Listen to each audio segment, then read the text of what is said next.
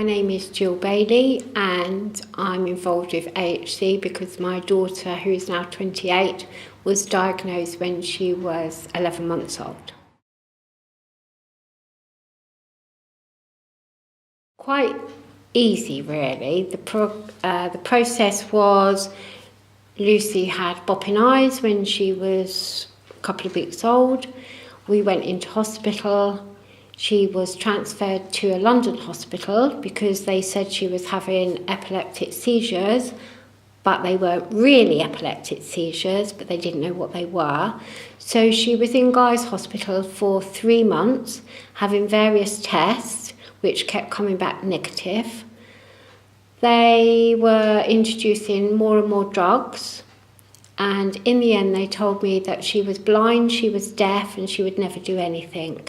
So we discharged her, brought her home and started reducing the medication and got her referred to Great Ormond Street.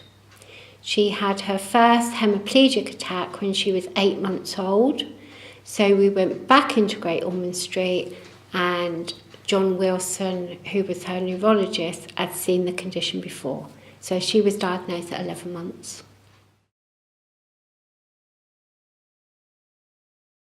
No, she wasn't. It was the fact that Guy's Hospital had her on so many anticonvulsant drugs and she was just knocked out. That's why they said she was blind, she was deaf, and she would never do anything. Today, she is completely immobile due to a cold virus that she had in October 2006. She caught a cold on Wednesday, and on the Saturday she had a one-sided hemi, which went into a bilateral hemi, and every time she went off to sleep, she didn't recover. So that was on the Saturday. By the Monday morning, she couldn't speak, she couldn't move at all, and she couldn't swallow. So she went into hospital and she never ever recovered. And they said it was a cold virus. Up till then, she was really quite good. She was doing work experience at a local nursery. She could cook a meal, make cups of tea, do the housework. Much about everything actually, apart from when she had a hemiplegic attack. So you didn't really know there was anything wrong with Lucy until you saw her in a hemi.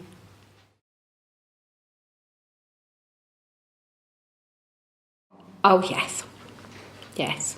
I mean, she took, after the virus, her speech come back, her swallowing come back, and she got movement back in her left arm and her right hand.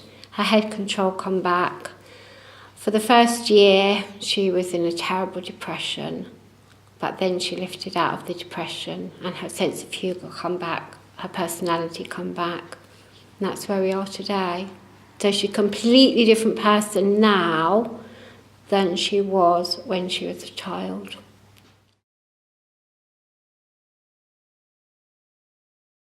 No, she's 28 now, and she lives in a residential home with 10 other young people down at the seaside, which is lovely because it's mostly young staff. So they go to the theatre, they go to the pub. She's a shopaholic. She loves going anywhere that there's animals. She loves the animals, the zoos and things like that. So she has a really, really good social life.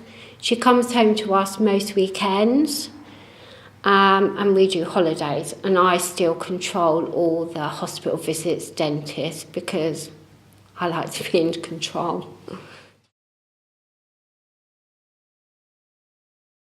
Now, the episodes have changed over the years. Prior to her virus, she would always have to go to sleep before she recovered. Post-virus, her hemiplegic attacks are completely different. She will say, "Mom's gone," and then 5 minutes later it's back again. So now her attacks come and go whenever. She can have days where she doesn't have any, or she always has one after a shower. Every single time she has a shower, she will always have a hemiplegic episode. Bilaterals at the moment are once every 2 weeks, and maybe once a month she will need buccal midazolam because they last longer than 20 minutes. But on the whole, her episodes have diminished. I think we started her on topiramate a couple of years ago. That made a big difference to her episodes, definitely. And she's on flunarizine as well.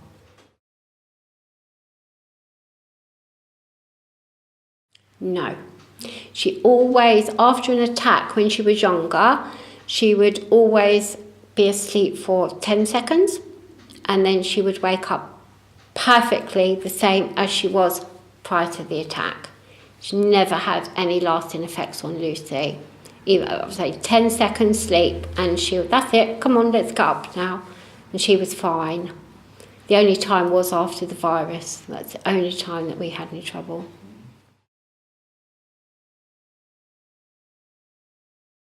Okay, I formed the support group with the help of John Wilson, her consultant at Great Ormond Street. I used to go and see him every couple of months, and he knew of one other child, a little girl, Claire, who was a couple of years older than Lucy, who had the condition. And I remember going up there one day with him, and he said, you know, we really should get you together. And that's how it really started.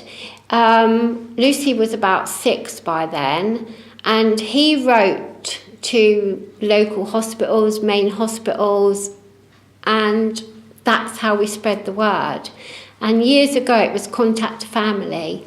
We got in touch with Contact a Family and we went into their directory, which went out to doctors, health visitors, physios.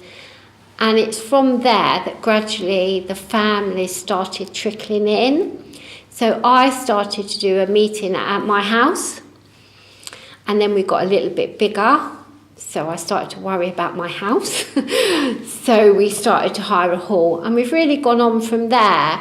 Most years, we did have a break of about 5 or 6 years because my son died, and I just left everything, and then we set it up again 8, 9 years ago.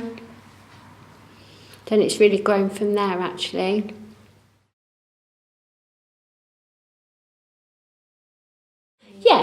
Yes, support groups open to anybody. I find some people contact me and they get the information. I send them all the papers that I've got. I might hear from them once or twice and then you don't hear from them again. But then some people, like some of those that were here today, I've known for 20 years. You know, there's different types of people. Some people like to be in touch, and some people just accept what's happened and don't want any contact. But that's the same in any support group, really. And I've found, you know, the new time mums, they're the ones that want all the information. And I'm just there as, if they want to phone me, they phone. Some do, some don't. Some we only see once a year. But it's usually the same faces that come back again. And it's quite nice when we have the family meetings with the children, because you get to know the children and you get to see them year after year. The people I feel sorry for most is those young couples that have got married thinking, let's have a baby, pregnancy, and it hasn't happened to them yet. They're the ones I feel sorry for, the ones that are going to come along in a year's time and give me a ring and say, my child's got something wrong with me. That's the sad part. And also, it's quite hard for us older parents because our other children are growing up and having children, and that is just so stressful because my granddaughter was born last year. So for the first 14 weeks of her life, I was just looking at her eyes constantly. Every time I saw her, so I was waiting for her eyes to start bopping around. And it's only when she got to like 16, 17 weeks that I started to relax. And I talked to other mums, and they've all been the same. When the grandchildren come along, dads, it doesn't seem to affect the dads, they don't worry. Well, my husband doesn't. And also, one of our mums, her boy is 13, and she's just remarried and had another baby. And she said that was just, she loves the little boy and she's relaxed now, but her pregnancy with worrying, even though we know it's not hereditary, doesn't stop you worrying.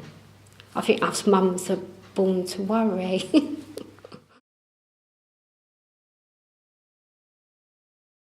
I would describe AHC as living with a time bomb.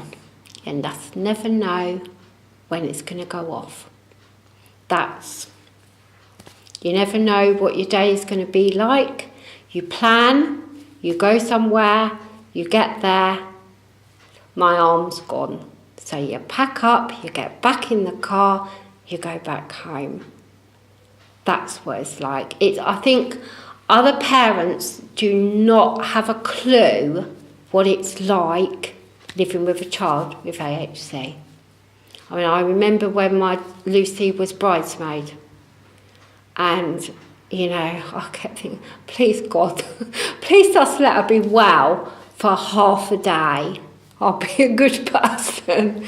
And she was fine, you know, but it's days like that when you really, really want them to be well, that's really, really stressful. I think us mums spend half of our lives waiting for it to happen. Just waiting for the next attack because it is so unpredictable.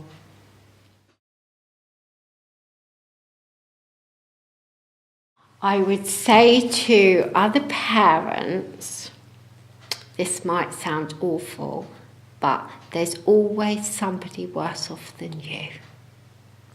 It doesn't matter how bad you think your day is or how bad you think your child is affected, there's always somebody out there that's worse than you. That's what kept me going over the years. And doctors and researchers, doctors need to listen to parents instead sometimes of treating parents as though they don't know what they're talking about, because we actually know more about this condition than anybody else. And so many parents come to me and they say, I was saying this, and I was just being dismissed. So doctors need to listen to us, because I think mums have a sixth sense when something's not quite right. I mean, I can even walk into Lucy's room and in 1 second, I'll know if she's okay or not. Yet somebody else would have been in the room, I don't know, putting her clothes away or something, and noticed. We've got this inner thing, haven't we, that we just know. And doctors need to listen. I wouldn't put all my money in one place.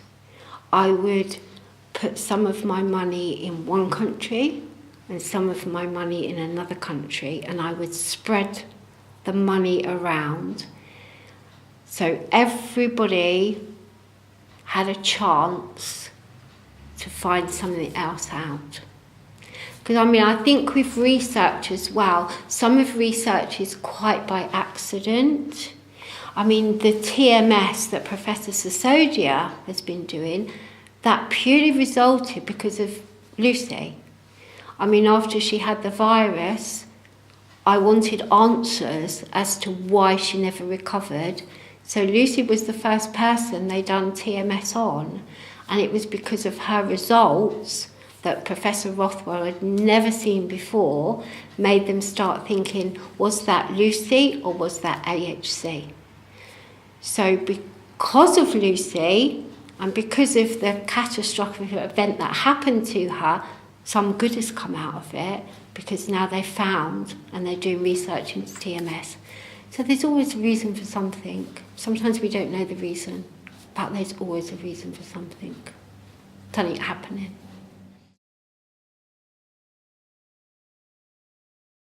Transcranial magnetic stimulation. It's where, they wire up the brain and let electric shocks, and then they go over with the magnetic field.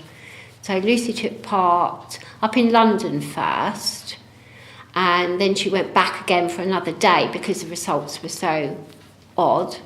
And then they've got a machine here now at Chalfont, which 6 young adults took part, and they're just publishing the results. So some good come out of it.